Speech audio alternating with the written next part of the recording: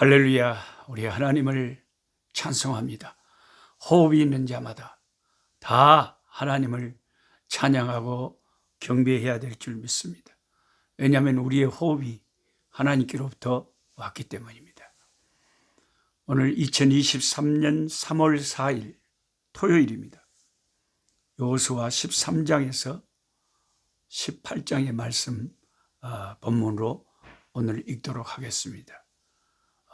보통 3장 정도 읽는데 왜 오늘은 여호수아 13장에서 18장까지 많이 읽느냐? 여러분이 성경 본문을 보시면 쭉 이제 내용들이 쭉 읽으면 되는 정리된 내용들이 많이 있기 때문에 그렇게 정했습니다. 특별히 여호수아 14장에서 오늘 그니스 사람 갈렙이라는 이 85세의 노인이 이 산지를 내게 주소서 하며 여호수아에게 헤브론 산지를 유다 지파에게 달라고 청하는 참 노익장을 과시하는 큰 믿음의 모습이 나옵니다. 이렇게 연세가 많으신 분들도 신앙이 점점 깊어지고 강해지고 순수해지고 좋아지는 분들도 계시고, 나이가 들어가면서 더 강팍해지고 교만해지고 고집불통이고 그렇게 잘못 또 나이가 들어갈 수도 있습니다. 저도 이제 겨우 65살인데 어떻게 나이가 들어가야 될지 걱정입니다. 갈렙처럼 그렇게 믿음의 사람으로 점점 성숙해져 갔으면 좋겠습니다. 많은 실패들을 통해서, 많은 아픔들을 통해서 나의 믿음의 약점들과 부족한 점들을 보면서 많이 깨달아갑니다. 당시에 이스라엘 12지파는 제비뽑기가 하느라고 모두가 거기에 온통 관심이 다 쏠려 있었습니다. 과연 우리 지파에게 가나안에 어떤 땅이 배분될 것인가? 서로 자기들에게 할당된 그 분깃을 궁금해하면서 그것을 정하고 있을 때였습니다. 이 유다 지파 그니스 사람 갈렙도 가만히 있으면 자신들에게 비옥하고 풍요로운 땅이 배분될 수도 있었을 것인데 갈렙은 제비뽑기를 원치 않았습니다. 그리고 어떤 땅을 요구했는데 그것은 비옥하고 아름다운 그런 요단들 같은 풍요로운 땅이 아니었습니다. 정말 정복하기 힘들고 어려운 산악지대의 헤브론 산지를 달라고 했습니다. 45년 전에 그것은 여호와께서 모세를 통해 말씀하신 그 산지, 헤브론 산지였습니다. 그 산지를 하나님은 주시겠다고 약속을 하셨습니다. 여호수아 14장 12절을 읽어드리겠습니다. 갈렙의 말입니다. 그날에 여호와께서 말씀하신 이 산지를 지금 내게 주소서.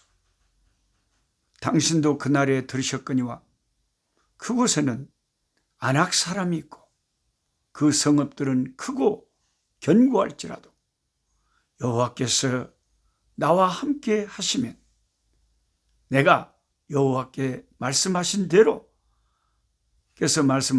그들을 쫓아내리이다 하니. 갈렙의 믿음은 세월이 흘러도 변함이 없습니다. 45년 전에도 여호수아 갈렙은 저들은 우리의 밥이라 하면서 10지파 그 정탐꾼들이 다 우리는 가면 패배한다고 할 때 하나님의 승리를 확신했던 사람이었습니다. 45년이 지나고 그는 다시 가나안을 점령했고 이제 남은 헤브론 산지 그 땅을 완전히 점령하기를 원했습니다. 그곳에는 네피림 후손 거인들의 족속 아낙 자손들이 견고한 성읍을 이루고 있었습니다. 보통의 이스라엘 사람들은 벌벌 떨면서 우리는 그들에 비하면 메뚜기처럼 참 초라한 자들이니 싸우면 질 것이라고 10명의 정탐꾼들이 그렇게 메뚜기로 비유하며 고개를 저었지만 갈렙은 그때나 지금이나 저들은 우리의 밥이라 하나님께서 우리에게 승리를 약속하셨기 때문에 나는 하나님의 약속의 말씀을 믿고 나아가서 저 헤브론을 점령하겠다고 나선 것입니다. 전쟁의 승패는 하나님의 손에 달려있다. 하나님이 함께만 해주신다면 능히 그들을 격파하고 승리를 쟁취할 수 있다는 것이 갈렙의 신념이었습니다. 갈렙의 그 히브리어의 뜻은 학자들에 의하면 영어로 독, 한국말로 개라고 하는 뜻이 있다고 합니다. 옛날에 우리 한국 사람들도 뭐 소똥이, 개똥이, 말똥이 그런 뭐 이름을 붙이기도 했습니다만은 갈렙, 케일렙이라고 하는 이 히브리어 뜻 가운데는 개라고 하는 뜻이 들어있다는 거죠. 개똥이와 같은 거죠. 왜 이런 참 천하디 천한 이름이 갈렙에게 주어졌을까요? 그 사람이 그나스 출신의 사람이라고 그나스 사람 갈렙이라고 그러잖아요.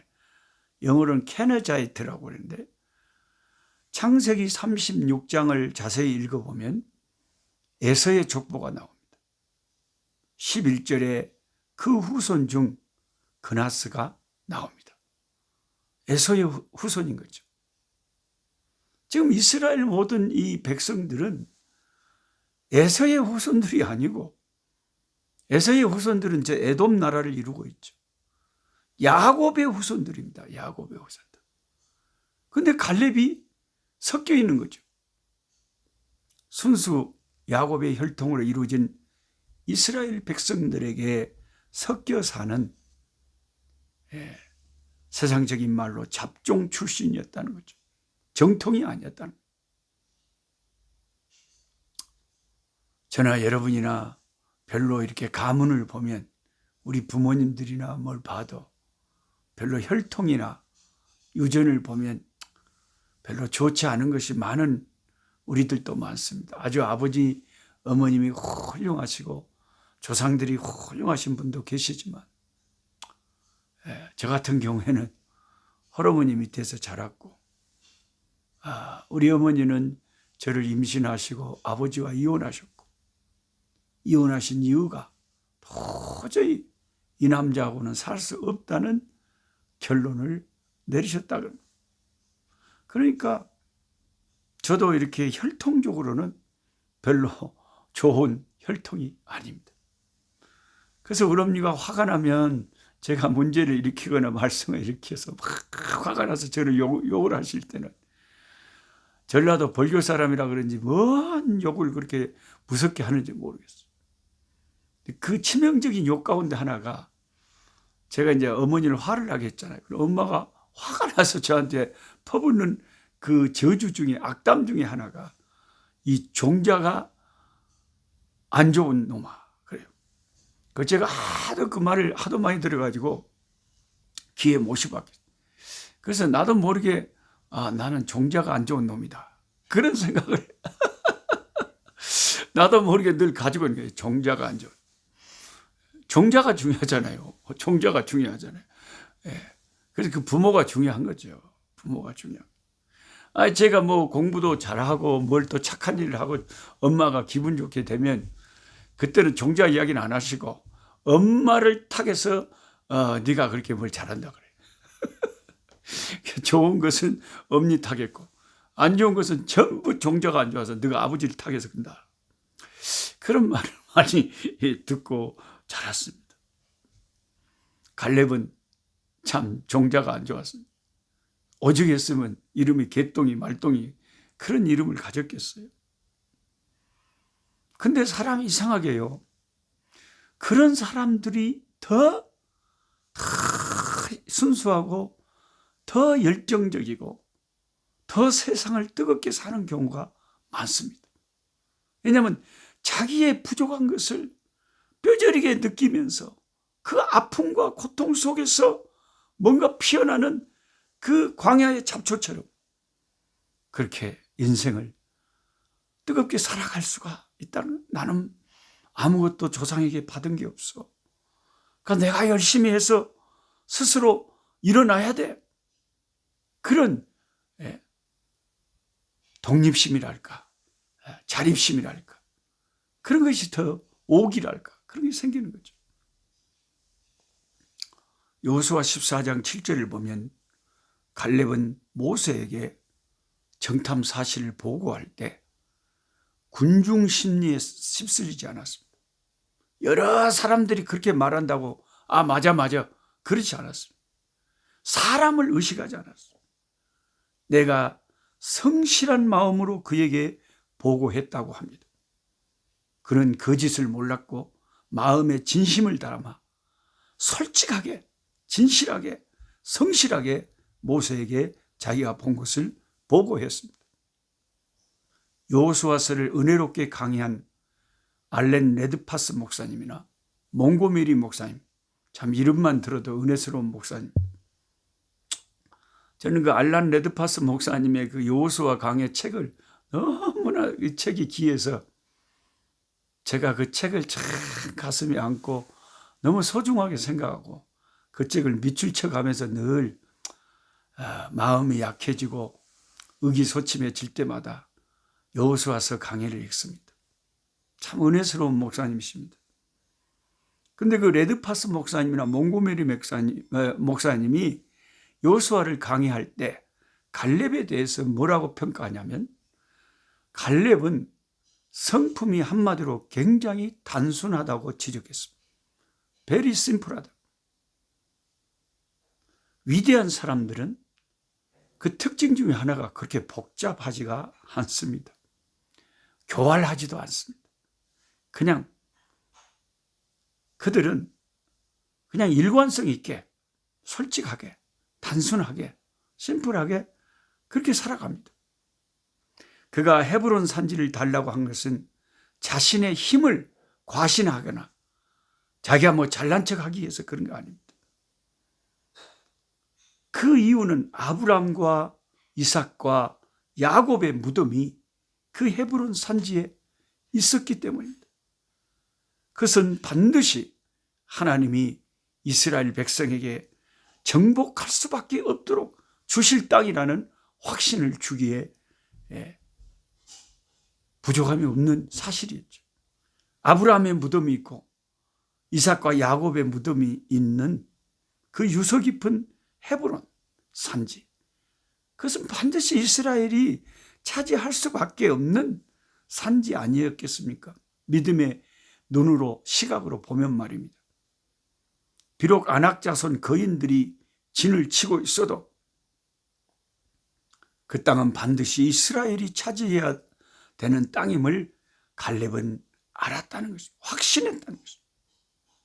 그는 85세의 노익장이었지만 아직 전투에 임할 힘이 넉넉함을 여호수아에게 주지시켰습니다. 갈렙의 이런 진취적인 위대한 믿음의 모습을 보고 있노라면 78세 때 사무엘 울만이라고 하는 시인이 썼던 청춘이라는 시가 떠오릅니다. 그는 이렇게 시를 적었습니다. 청춘이란 인생의 한 시기가 아니라 마음가짐이 청춘이다.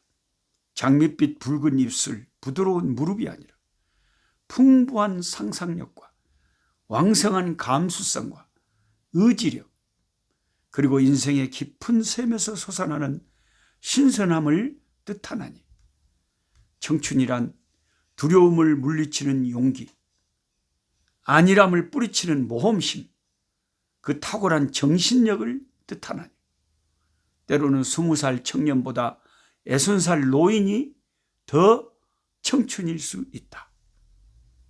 누구나 세월만으로 늙어가지 않고 이성을 잃어버릴 때 늙어가나니, 세월은 피부에 주름을 늘리지만 열정을 가진 그 내면의 마음을 시들게 하지는 못하지. 근심과 두려움, 자신감을 잃는 것이 우리 기백을 죽이고 마음을 시들게 하네. 그대가 젊어 있는 한 애순이건 16이건 가슴 속에는 경이로움을 향한 동경과 아이처럼 왕성한 탐구심과 인생에서 기쁨을 얻고자 하는 열망이 있는 법. 영감이 끊기고 정신이 냉소의 눈에 덮이고 비탄의 얼음에 갇힐 때 그대는 20살이라도 늙은이가 되네. 그러나 머리를 높이 들고 희망의 물결을 붙잡는 한 그대는 80살이어도 늘 푸른 청춘이라네. 사무엘 울만이라는 사람이 이렇게 멋진 청춘이란 시를 적었습니다. 85세의 노장 갈렙이 구한 것은 그 험준한 헤브론 산지였습니다. 결국 그는 그 믿음대로 유다 지파를 이끌고 헤브론 산지를 차지하고야 맙니다. 하나님은 오늘 이 시간도 이 시대에도 갈렙 같은 믿음의 용사를 하나님은 찾고 계십니다. 나이가 문제가 아닙니다. 나이도 얼마 안 되면서 나이 하는 사람들을 저는 싫어합니다. 아이고 내가 나이가 몇 살인데 그런 소리 하기 싫어요. 몇 년 전에 한국의 안양 일신교회 원로 목사님이신 김상수 목사님은 80의 나이에도 아프리카까지 날라오셔서 우리 흑인 목회자들에게 큰 은혜를 끼쳐주고 가셨습니다. 은퇴하신 정주채 목사님도 2년 연속 아프리카까지 오셔서 은혜를 끼쳐주고 가셨습니다. 미국 시애틀의 김재술 목사님도 80이 넘으셔서 선교지를 방문하시고 함께 선교지를 돌아보며 선교사를 격려하고 가셨습니다. 여러분은 80이 넘으셔서 선교지에 오실 수 있습니까? 네. 최소한 우리가 90살 이상이 되었을 때 아이고 나이가 좀 들었네 하고 비로소 나이라는 말을 꺼내야 될 것입니다. 하나님 아버지, 오늘 또 위대한 하나님의 사람, 멋진 사람, 그니스 사람 갈렙을 만납니다.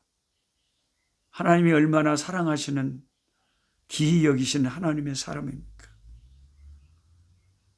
85세의 노익장에도 그는 그 험준한 난공불락의 산악지대 헤브론 산지를 여호수아 지도자에게 달라고 요청하고 결국 허락받고 그 산지를 차지하는 놀라운 믿음의 쾌거를 이루고야 말았습니다. 우리가 믿음으로 나아갈 때 할 수 있거든이 무슨 말이냐. 믿는 자에게는 능치 못할 일이 없느니라 하시는 주님의 말씀이 현실화되는 줄 믿습니다. 주여, 우리의 믿음 약한 것을 도와주시옵시고 우리에게 항상 강력한 갈렙 같은 담대한 믿음을 주셔서 믿음으로 살게 하여 주시옵소서. 예수님의 이름으로 기도하옵나이다. 아멘. 약한 자 힘주시고 강한 자 바르게 주함자 정택함이 주님의 뜻이라. 해 아래 압박 있는